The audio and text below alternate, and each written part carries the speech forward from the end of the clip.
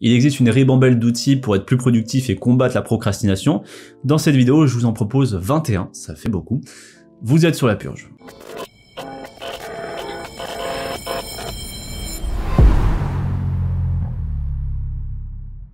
Forest, une application de concentration utilisée par beaucoup d'auto-entrepreneurs.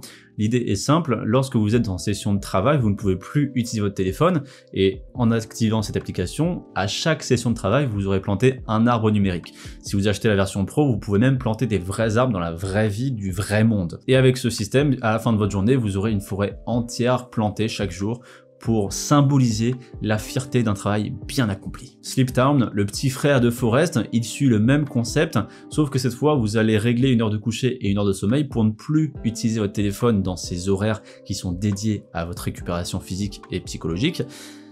Sauf que cette fois, ça va planter non pas des arbres, mais des maisons.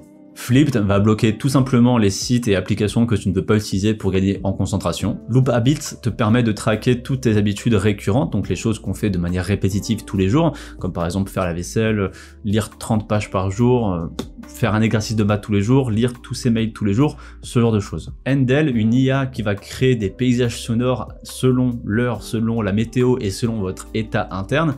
Il y a une version gratuite avec Smart Beats. Calmaria, mon application préférée et de loin, est tout simplement une appli pour apprendre à respirer en cohérence cardiaque, donc gagner en gestion émotionnelle sur le long terme. C'est tout con, c'est intuitif, c'est facile à prendre en main.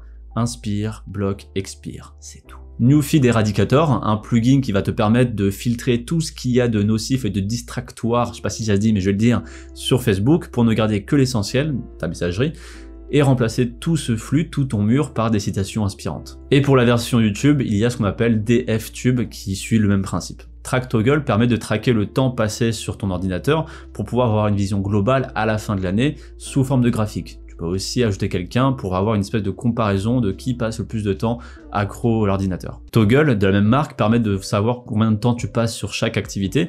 C'est simple, c'est libre, tu as juste à choisir quelle activité tu veux traquer. MindMaster, un outil assez puissant pour créer des cartes mentales intuitives et gagner en clarté sur ses projets.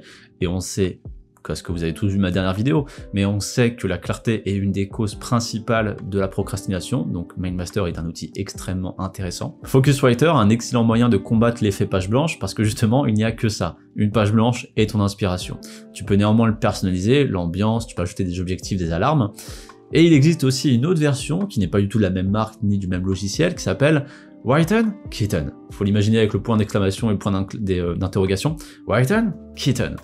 C'est pas ouf, je vous l'avoue, mais je voulais quand même le mettre parce que ça me faisait marrer de vous l'expliquer. En gros, le concept, c'est que dès que tu écris 100 mots, il y a une image de chaton qui apparaît.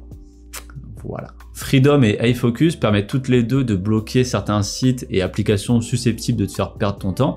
Et en plus, iFocus, lui, possède une méthode spécialement conçue pour la productivité et bloque aussi la messagerie. Strict Workflow permet d'intégrer le système de travail Pomodoro à son ordinateur. C'est une horloge numérique, il suffit juste de la télécharger, de la paramétrer et de bosser. Day Zero Project joue avec le levier de l'engagement, qui est un levier psychologique très puissant pour accomplir un objectif, ou tout simplement tu vas proposer ton projet, enfin tu vas annoncer ton projet à une communauté, donc tu auras des vraies personnes derrière toi qui seront en train de te dire « Alors, t'as avancé ?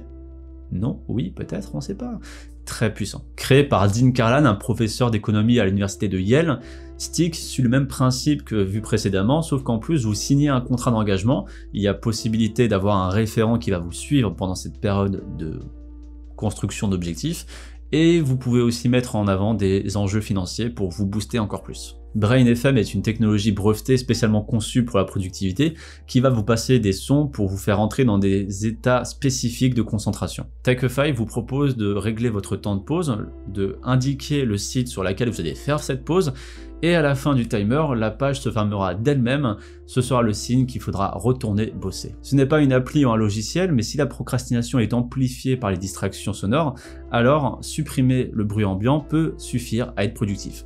Je vous mets en description un lien affilié si vous êtes intéressé. Là aussi c'est différent, ça va jouer sur l'esprit communautaire. Il existe plein de chaînes YouTube et Twitch qui proposent des coworking numériques, histoire d'avoir une espèce de soutien moral et de pouvoir parler un petit peu pendant les temps de pause.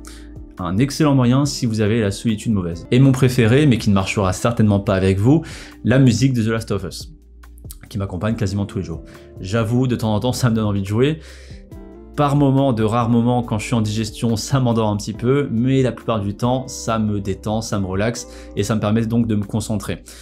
Je vous ai expliqué que la procrastination venait d'un conflit émotionnel, et vu que j'ai un aspect émotionnel très positif avec cette musique, c'est une musique que j'adore, car ça me fait voyager, alors la récompense immédiate est justement dans l'écoute de cette musique, ce qui me contrebalance ma procrastination. Ne serait-ce que écouter cette musique peut me faire me concentrer, peut me rendre productif. Je vous invite donc à essayer de trouver un espèce d'ancrage positif comme ça pour vous aider à moins procrastiner. Dis-moi en commentaire l'outil que tu utilises pour être plus productif. En attendant, je te dis à la prochaine. Ciao!